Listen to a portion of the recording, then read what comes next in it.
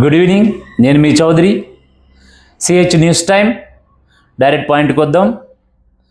గతంలో కోఆపరేటివ్ బ్యాంకులు ఎన్నో బోర్డు తిప్పేసిన దాఖలాలు ఉన్నాయి.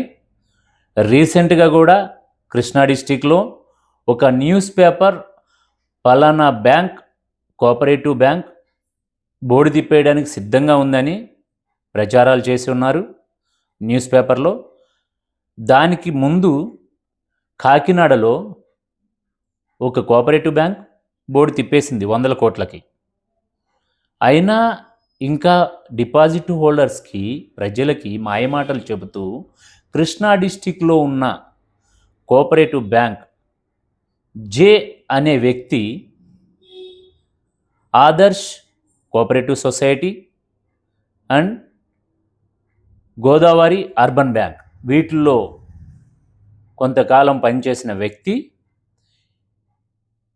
ఈ జే అనే వ్యక్తి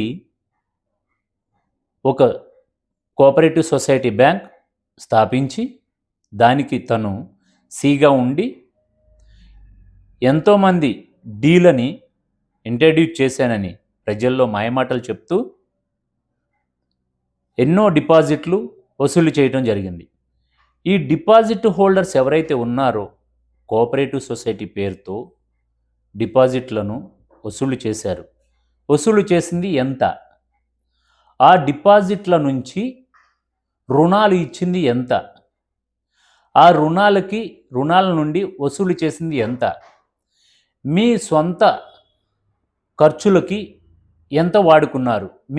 మీ సొంతగా రుణాలు ఎంత తీసుకున్నారు? కోఆపరేటివ్ సొసైటీలో ఉన్న డిపాజిట్ హోల్డర్స్కి ఇప్పటి వరకు కూడా ఏ రోజు వాళ్ళు అడిగిన బ్యాలెన్స్ షీట్ ఇప్పటి వరకు ఎందుకు ఇవ్వట్లేదు? ఏజిఎం మీటింగ్ ఎందుకు కండక్ట్ చేయట్లేదు?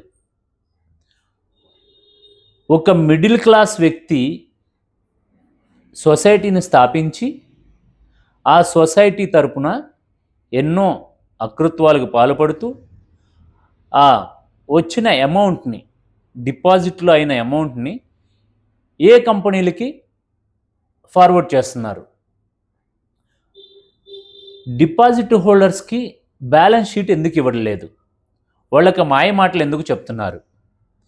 ఈ జే అనే వ్యక్తి తర్వాత ఎంతమంది డీలు ఉన్నారు? జే అనే వ్యక్తి సీగా ఉన్నాడు. ఈ సీల్ తర్వాత డీలు ఎంతమంది ఉన్నారు? వాళ్ళని బయటికి ఎందుకు రానివ్వట్లేదు? నెక్స్ట్ బులెటిన్లో మళ్ళీ కలుసుకుందాం. నేను మీ Chowdary. CH news time. Sign of.